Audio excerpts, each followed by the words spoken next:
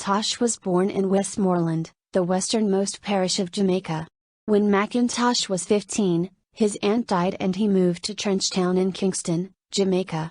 He first learned guitar after watching a man in the country play a song that captivated him. He watched the man play the same song for half a day, memorizing everything his fingers were doing.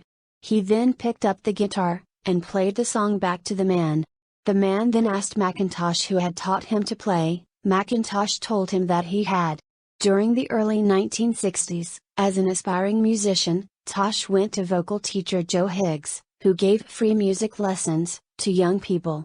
Through his contact with Higgs, Tosh met Robert Nesta Marley, Bob Marley, and Neville Riley Livingston, Bunny Wailer.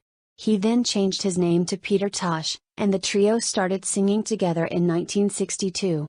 Higgs taught the trio to harmonize, and while developing their music, they would often play on the street corners of Trenchtown. His work earned the respect of fans and fellow musicians. He was a favorite of the Rolling Stones and recorded a duet with Mick Jagger, "You Gotta Walk, Don't Look Back" in 1978. 9 years later, Tosh was murdered in his home.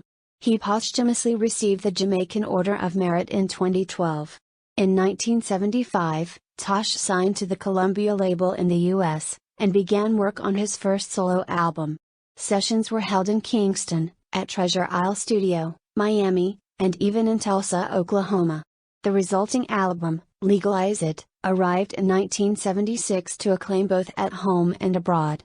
With interest running high, Tosh set off on tour.